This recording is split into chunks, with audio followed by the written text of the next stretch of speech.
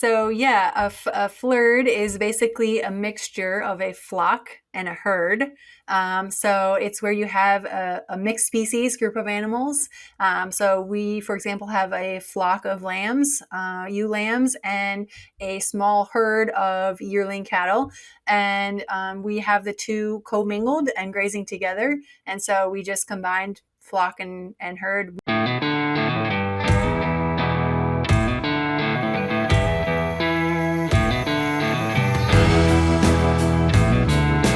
Hi, welcome to the Beef Podcast. I'm Brad White. Happy to have you listening with us today. And we've got I'm one of three hosts on the Beef Podcast show, and we've got a great guest today, Dr. Amanda Grev. Welcome, Amanda. Thank you. It's great to be here. Thanks for having me. We're going to have a great discussion today, and we're going to focus on forage and grazing and really talk about some of those important factors which can change how things work on your operation, including what can we do to extend the grazing season, and what can we do to promote some diversity in both the species of grass that are out there and the grazers that are out there. So looking forward to get into those exciting topics.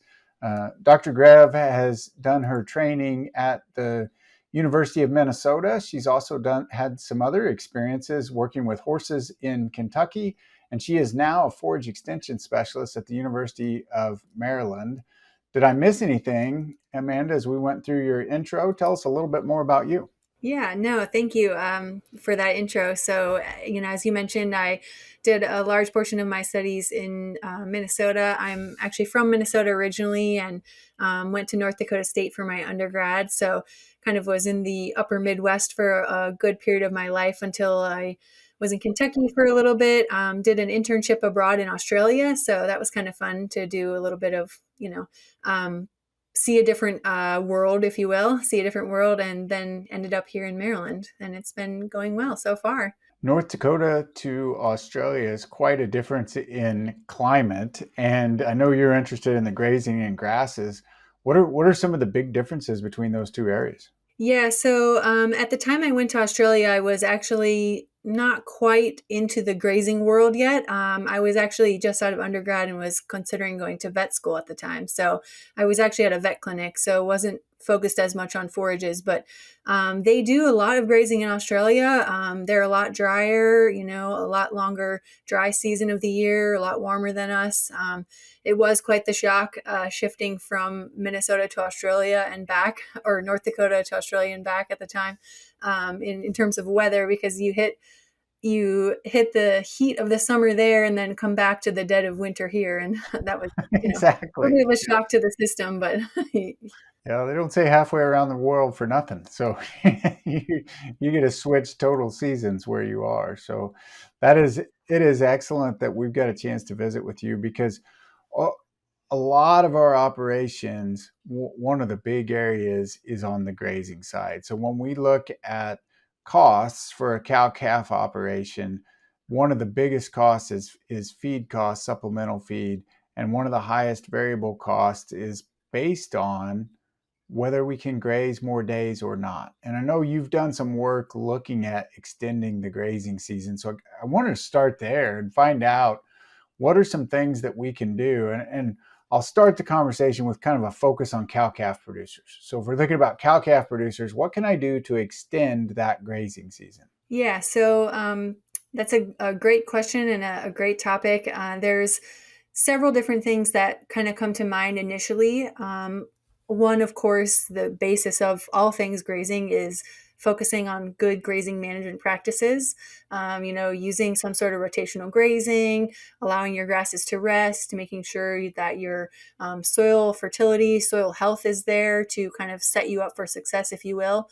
That right in and of itself is kind of step number one.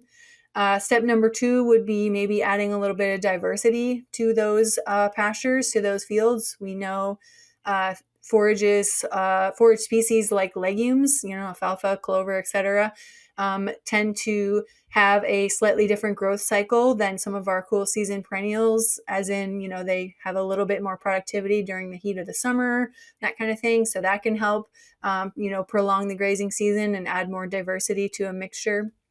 And then you can also layer in different types of forages. So, what we've been doing a lot here, what we've been focusing on at least lately, is taking our cool season perennial forage base and then adding in some annual forages in separate paddocks that we can rotate between winter annuals and summer annuals. And we can have that as an extra area for grazing at different times of the year. Of course, heat of the summer for the summer annuals, and early spring, late fall for the winter annuals. And by layering kind of all those different types of forages and all those different mixtures together, we can really kind of start to see some really good season extension in terms of grazing management. We have a time and labor saving product for you. Beef and Dairy Agri-Slat by Healthy Farms is your solution. No more lugging jugs around the barn every month. With Beef and Dairy Agri-Slat, you simply drop the slat through the floor twice a year, and it works to break down solids, reduces crusting and forming. To learn more, visit myhealthyfarms.com. A couple big concepts you hit there, and we'll come back to, because you're talking about the layering, and I like your concept of layering, because as you think about how we're managing that grazing season, you described, I'm going to use some different annuals mixed with my perennials, and then I may even have a mix in the pasture. I want to dive in a little bit on some of those annuals. So when we think about summertime grazing in big parts of the country, depending on where you are, a summer annual can be a nice addition, especially when some of our other grasses kind of slow down, as if you're a cool season base. What are some of the summer annuals that you use? Yeah, so that's a great question, and one that often surprises people, because even when I was in Minnesota, which is where I was, doing a lot of my graduate work, we were planting and using and grazing warm season annuals. And sounds counterintuitive to have warm season grasses maybe in the, one of our most northern states here in the US, but you can surprisingly use those in a large portion of the country. Some of the ones for warm season annuals that we've been using and having good success with, at least in our area, has been things like Sudan grass, sorghum Sudan grass, cowpeas, if you want to add a legume into that, sun hemp. There's a lot of diverse summer annual mixtures out there now. They may have sunflowers, buckwheat, all different kinds of things in them.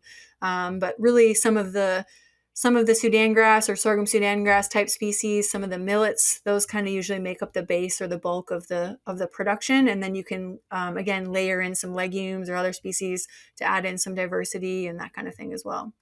Yeah, absolutely. And I think the nice thing, and you said bulk of the production, when you plant the Sudan or Sudex, the kind of combination, you got to be prepared. You're going to get some forage. Yeah, actually, a funny story that so we're doing some grazing with this with several different groups of animals at a couple of our research stations, and one of the first years that we were using it was with some dairy heifers, and it very quickly got ahead of us, and we had forage that was taller than the dairy heifers. We were having to bush hog a path to be able to set up our temporary fence through the field, and we kind of lost them in the jungle, if you will. So it definitely can produce a lot of forage in the summer months, and you really do have to learn to stay on top of that.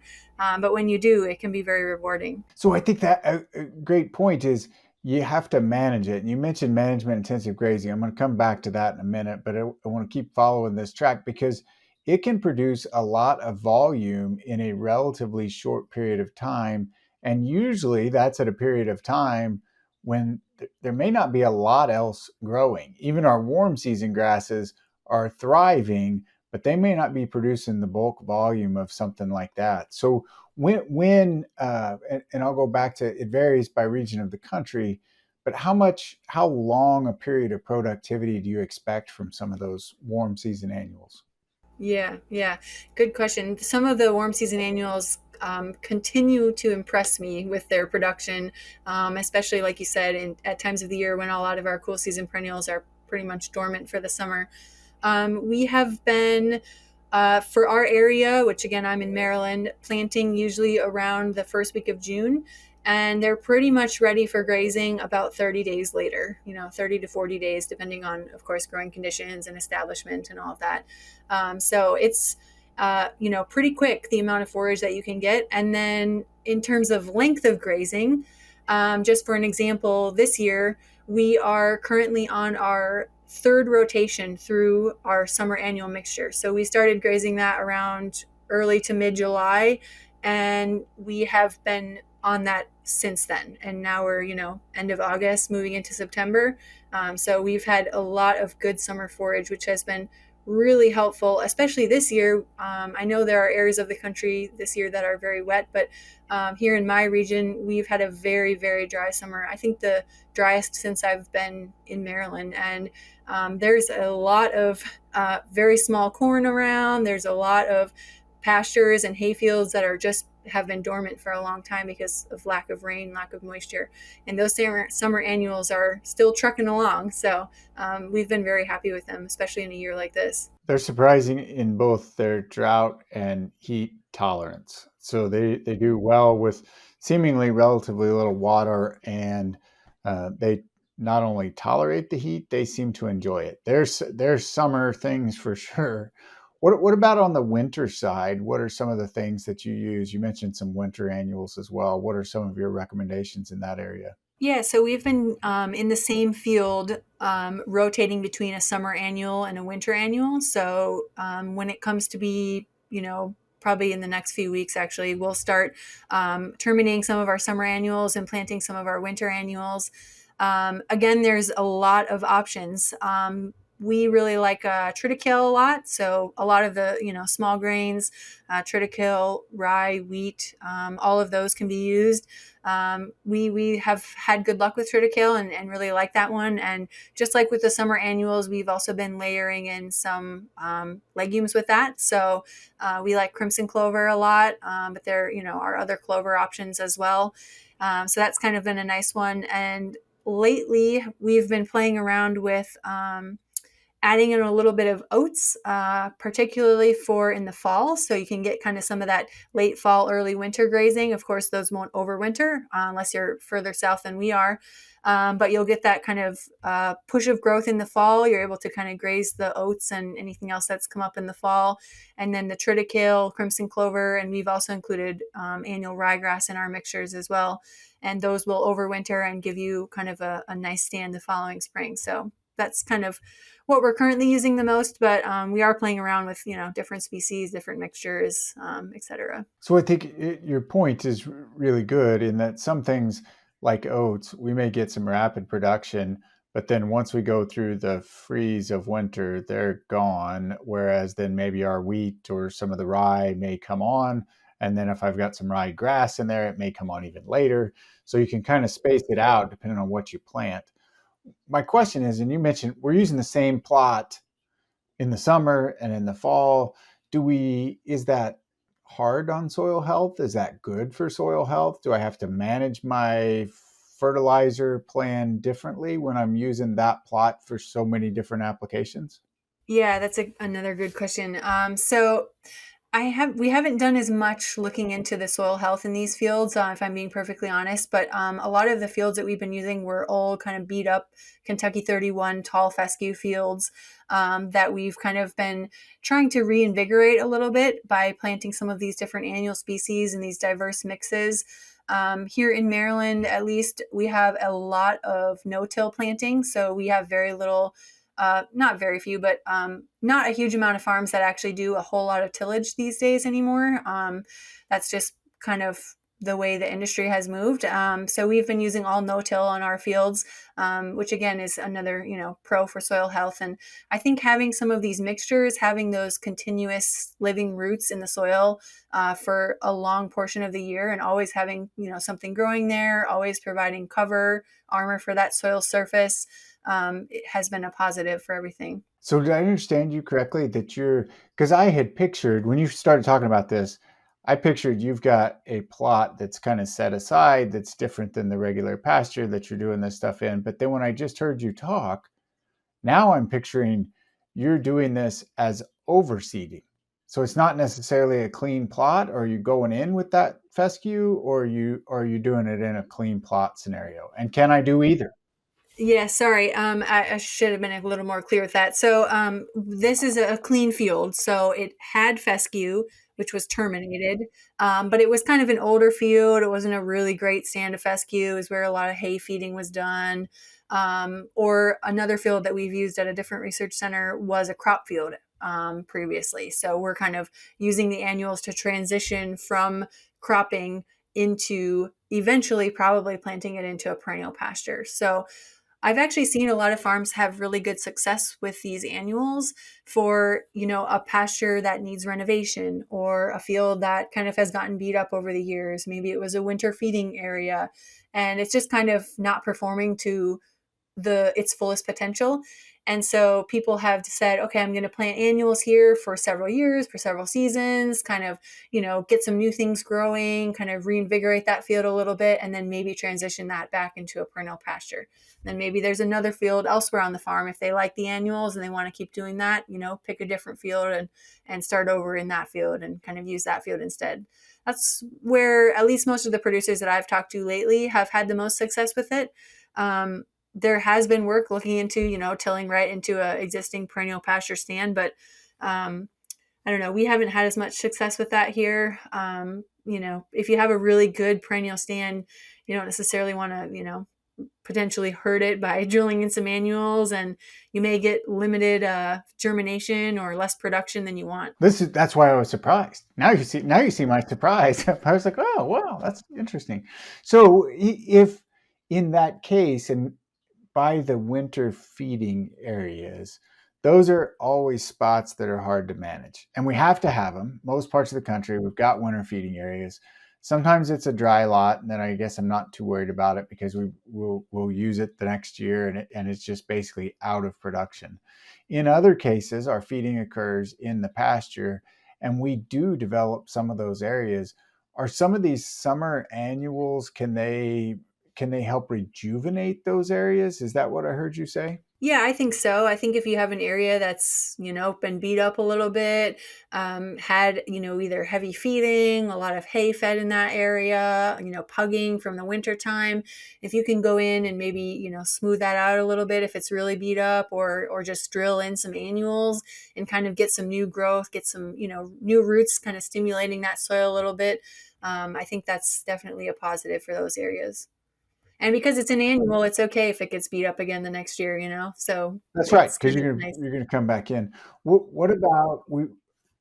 I was asking earlier the fertilizer. So do you have to end up using a lot of fertilizer in these scenarios to get the production levels we talk about? And do I have to fertilize? Especially I'm interested in the scenario where I've got a summer annual and a winter annual. Yeah, so our kind of standard has been to use a small amount of fertilizer. Well, okay, given our soil pH and everything is up to par, per usual, we want to make sure kind of all that is in a healthy range. We want a good soil pH. We want to have a good base, potassium and all those things. As far as nitrogen, though, we've been giving it usually just a little bit of nitrogen kind of right at planting. And then doing that both when we establish the summer annuals and then again when we establish the winter annuals is kind of how we've been going about it. And you really do see a difference when you put a little bit of nitrogen on. That said, at one of our research stations, we have a fewer animals and a pretty big field of annuals at the moment. So we actually decided not to put the nitrogen on it because we didn't want to get overtaken. So that's kind of, again, like a play it by ear thing. But yeah, I think a small amount helps. That makes sense. And you said in most cases you're no-till drilling this. And are there options for are there other methods of application? Because I know you could go in, and you talked about tillage not being as popular. A lot of times people will talk about cover crops and they'll no-till drill. Once in a while we'll broadcast some of those, but you've had the most success with no-till drilling. Yeah, we've pretty much stuck with no-till drill just because that's kind of standard here and what's worked. I know of people who have established annuals using broadcasting, so that can work as well. You just have to make sure you get, of course, that good seed to soil contact, and sometimes maybe something like a crabgrass, something that's a lighter seed, might work better in those types of situations where it just kind of has to be scratched into the soil surface a little bit. It doesn't have to be planted quite as deep. So that could be another option. I know it's crazy of me to say suggest planting crabgrass, because we always have thought of that as a kind of a weedy species. But there are several varieties now on the market of a forage type crabgrass that was designed for more leaf production, and it's not quite the same as that wild type crabgrass that we use. And I know that we have quite a few crabgrass fans out there. So yeah, that's another option as well. Absolutely. As much as we talk about getting it out of the yard, cattle like it, and cattle will graze it. You get a good stand of crabgrass, and they will really enjoy it, and it can be productive. But in your yard, it can be a nuisance, hard to hard to get rid of, which may make a good trait for something in a pasture. Yeah, a weed is a plant out of place, right? That's what they That's always right. say. A lot of the things that you discussed, you're doing multiple species when you're planting your annuals. And that's a little bit of a departure from some of the previous times people will talk about these different things. They'll be using a monoculture, right? So I'm going to plant wheat, or I'm going to plant a cereal rye. And you talked about, well, I'm going to plant those and maybe a crimson clover, or I'm going to plant those and something else together. Do you always plant a mix, or do you, and what's the advantages of that versus me just doing a monoculture? Yeah, so we've done both. We've done Sudan grass by itself. We've done triticale by itself in the winter, and you can get a really nice stand and a good field for grazing with those as well. We have been adding in the legumes mostly for kind of the diversity in root types, diversity in forage types, a little bit of extra protein maybe for the animals, a little bit more nitrogen fixation with some of those legumes. So for several reasons, but we have also, like I said, used monoculture species as well. And there are times when maybe that is the right choice. So this past year, one of our fields, we have kind of a heavy spiny amaranth pressure from that field, just over years of, accumulating a seed bank of that, I guess. And so we actually elected to plant just Sudan grass in that field this year and not include a legume, just so we could keep our options open in terms of if we need to use an herbicide or something like that, because we know that field has a lot of weed pressure in it. So there's a time and a place, I think, for both monocultures and mixtures. Yeah, that makes perfect sense, because there are times where you may have to take care of some of the weeds, which in many cases, when we're taking care of weeds, it would also take care of our legumes with what we're using. So you want to, in those cases, kind of plan ahead as you're thinking. You also mentioned uh, the importance of rest on your pasture. So after grazing, having rest, and whatever your rotation schedule is, how do I know with a different species, and I know the timeline varies, how do I know what's the right amount of rest before I can put cattle back on? Yeah, so I would say follow the same rule of thumbs that we do for our perennial species, right? It's not going to be so much a set number of days. It's not going to be so much a set number of weeks. It's going to be more about the forage growth and what stage of growth those forages are at, and whether or not they're ready for grazing. So, some of the warm season annuals especially tend to have a little bit higher growing point. So we try not to graze those off too short, especially on our first one or two grazings. By the third one, we're kind of ready to clean up the field maybe and prepare for planting some of those winter annuals. So then it's okay maybe to graze it a little bit tighter. But we try to kind of, leave a good 6, 8, 10 inches of stem on that plant, and just kind of have them graze the leaves off the top, which, if you're pushing production, should be kind of your goal anyways. Obviously, if you have young growing animals or that kind of thing, or milking cows or whatnot. So yeah, we follow the forage growth stage, and we try to keep it in that nice vegetative growth, but not graze it too tightly. Yeah, and you're exactly right. You can't prescribe it with a set number of days, and as you walk through the process, you're not going to know if it's had enough rest until you look, because that's also influenced by how much grazing pressure, but rain, sunshine, the other environmental factors that play a role in how quickly that pasture rejuvenates. You talked about intensive grazing, and that has a lot of different definitions of ma- management level of intensity, and both what that means, or rotational grazing. And sometimes those words are used interchangeably. I know there's some differences there depending on who you talk to, but I want to focus on an overall grazing plan. And I know you do things from a research perspective, but from as you manage through that process, how do you record your grazing plan? So like you talked about, it's going to be, I can't just go out at the first of the year and say, we're going to move them Friday the 15th. It's how do you plan that out? How do you keep records so that I know how to do it better next year? Yeah, that's a something that I think we could probably all do better at is record keeping and keeping track of things, and then not only keeping track but actually going back and using those records for future planning. So we have used a couple of different options before. There's grazing charts that you can download online that are kind of like a big Excel file for you to fill in different pastures and when animals were in those pastures and for how long. And you can even some people record things like precipitation, weather, big events like that, so they can kind of see, when the rain came and when the animals were where. Or you can keep it really simple, which is also what we've been using, and just have kind of a chart. And each line is a day or a move. And so we're just saying from this day to this day, they were in this paddock.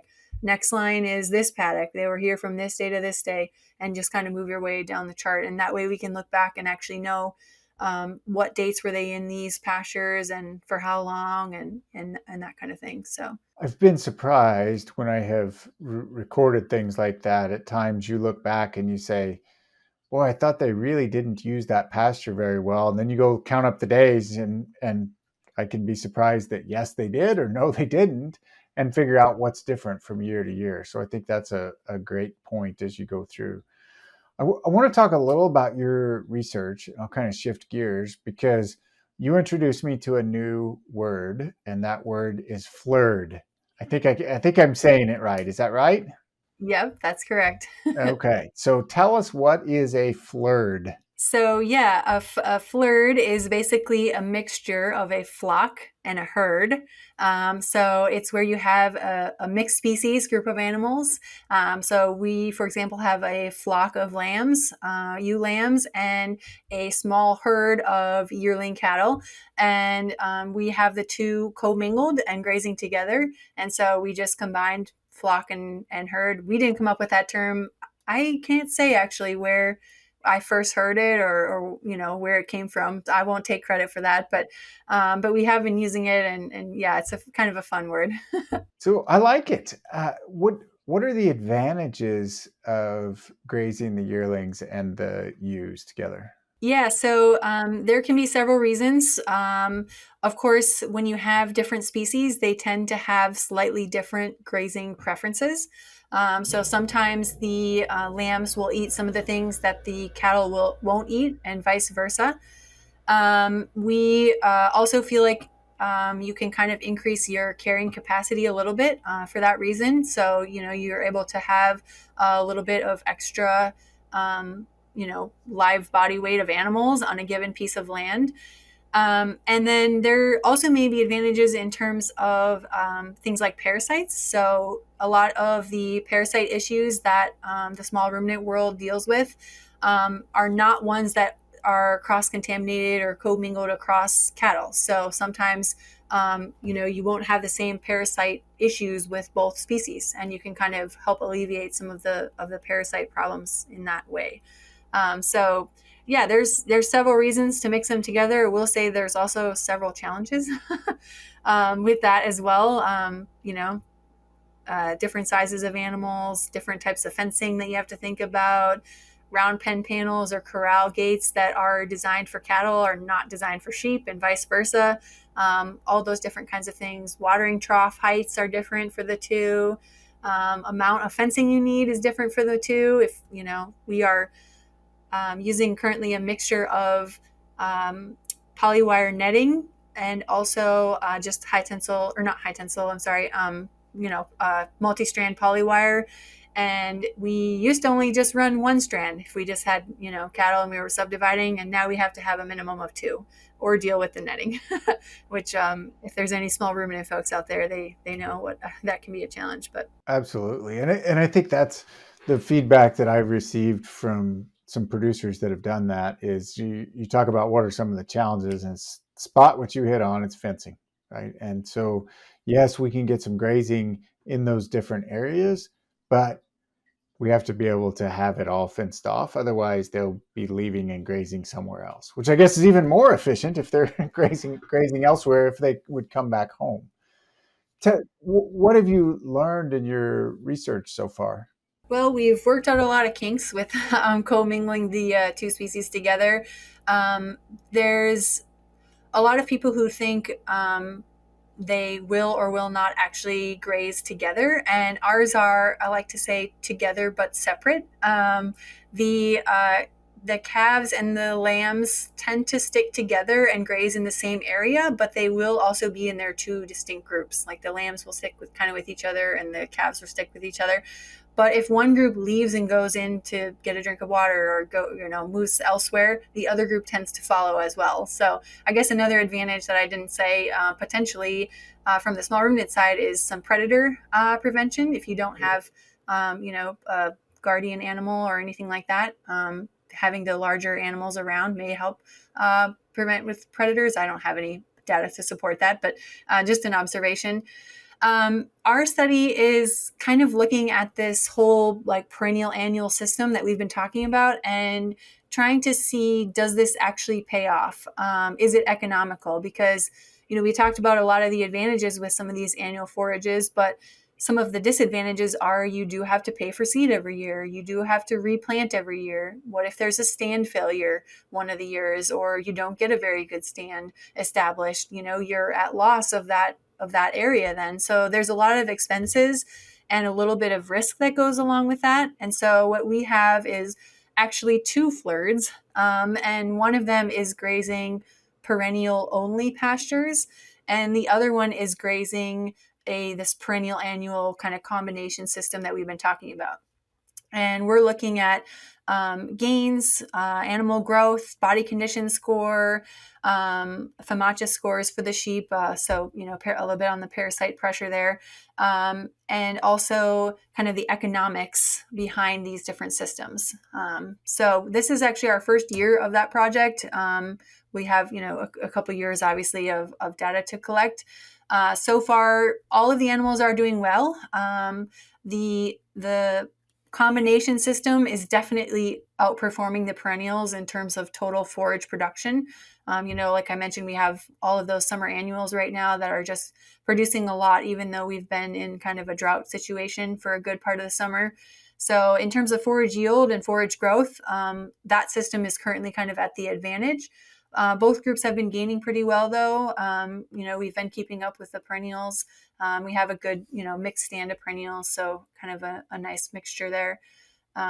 So yeah, we'll have to see kind of how the results pan out in terms of kind of this whole system economics. But it's been interesting to kind of work with it so far. That's where I was curious about. And when you think about the perennial, so the perennials, I'm assuming that there are times of year you may have to supplement them with hay or other materials. Is that accurate? Yeah, so we didn't actually get up and running this year early enough to use our winter annuals in the spring. So we could have easily started grazing our combination system a lot earlier in the spring than when we actually started. But we kind of started the project around that April-May timeframe by the time the perennials were up and going. So we actually just took a crop of baleage off of the winter annuals and didn't end up grazing them. So that right there, okay, supplemental forage for later, if you didn't graze it right away. The perennials, we have been grazing them throughout this summer, but they're definitely kind of petering out. Like we're, one or two or three, or however many paddocks away from, okay, are we going to have enough regrowth to continue grazing? And of course, yes, we do have hay that we can use if we need to supplement them. Versus the annuals, we can't even keep up hardly with our annual fields. So this fall, I would expect for sure the winter annual fields to provide us, with forage further into the late fall or winter season.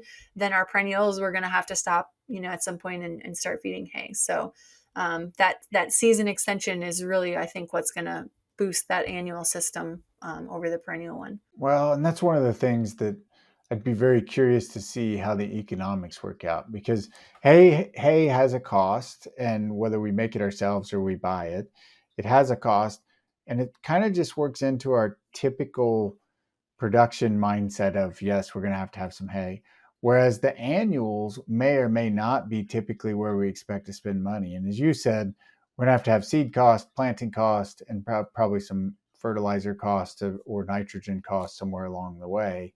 And I'm just really curious about that balance when you break it out to a per day level, which is ahead one way or the other. Because you said performance wise, they're animal performance wise, they're similar so far, but you've had a lot more forage productivity when you use the annuals. Do you have a feel on the cost yet? I wish I had a little bit more data to back this up, but I have a feeling that, especially in a year like this, like I said, where it's dry and we're probably not going to be able to graze the perennials for too much longer, that the annual system is going to come out a little bit ahead. Don't quote me on that, because like I said, I don't have any numbers to back up that at the moment. But I do think in this type of situation that it will pay off in terms of extra grazing days, and we also are hoping to factor in, labor into that. So yes, we'll have a few extra days of, maybe needing to move the animals more, setting up fence, that kind of thing. But we also have to factor in the labor, of, whether we produce hay, stack hay, feed hay, deliver hay to the animals, all of those things take a lot of time as well. So we're going to try to factor, we're going to work with an economist and try to factor some of that stuff in as well. So we kind of have a whole representative picture of the big picture. But that sounds excellent. Really look forward to seeing that research. And I have enjoyed visiting with you, because we talked a lot about the extending the grazing season through layering, through diversity of species, diversity of plants, how we would manage that rest period, and some of the examples that you gave relative to both summer and winter. And depending on where you are in the country, one of those is probably more important than the other as far as when you'd extend your grazing season. So Animal health is constantly threatened by the exposure of mycotoxins in feed. The monitoring of fungal toxins has become indispensable in the feed industry and in animal production. DSM offers a range of analytical services to assess the mycotoxin contamination and solutions to combat mycotoxins. Learn more at dsm.com/mycotoxin-survey. I've enjoyed our visit. We have 3 questions that we typically ask at the end of the podcast. So you're going to have, these are not related to grazing, they're related to you. So we can learn a little bit more about you. The first is, what's your favorite beef-related book or resource? Do you have a favorite book or resource that's related to beef cattle that you really enjoy? Ooh, that's a good one. I hate to sound like the research scientist that I am. The one I look at the most is probably the NRC for There you feed go. Yes, you nutrition should. There's requirements. nothing wrong with that, with the Which NRC. Yeah. not very exciting, but yeah. Okay. Well, you get a chance to be exciting on the next question, because it's, what's your favorite, what just in general, outside of ag, what's your favorite book or resource, go-to thing that you read? Oh boy. For fun or for like kind of work related stuff? Yeah, could be either for fun or work related, but non-ag. So outside of the ag world. Non-ag. Okay. How about a podcast? Does that Sure, count? go Because I for it. haven't been doing as much reading lately. I have been enjoying the guilty pleasure of some true crime podcasts, and I find those very entertaining to listen to as I'm driving to and from the research centers and whatnot. Yeah, absolutely. Well, and it's kind of what you do in your day job, is you're figuring out the mysteries, not the crime part, but it's Yeah, the there you mystery go. part of that, which I think is appealing. So last one, in your opinion, for professionals involved in the beef industry, what really sets them apart? So to be a successful beef professional from maybe one that's not quite as successful. I would say to be successful, you really have to dial in on the business side of things. So it's not the glamorous part, it's not the fun part, it's not, we talked about being out in the field and looking at all these different forages and moving the animals. And that's probably what I would guess a lot of us enjoy more, is working with the animals and being with them. But really, the business side of things, having a business plan, knowing things like what your average daily gain, what your weight is, especially if it's a grazing system, but regardless, no matter your system, knowing the numbers behind that and knowing what parts of your business are actually paying off and are economical, and what parts are maybe a little extra bit of dead weight that you're carrying that is costing you more than you think it is. So knowing your numbers is what I would say kind of sets the successful ones apart from the others. Very good. We have enjoyed visiting with you today. Dr. Amanda Grev, working with the University of Maryland, and has done a great job describing some of the forage and grazing. Thanks for joining us today. Yeah, thank you so much. It's been a pleasure, and thanks for having me.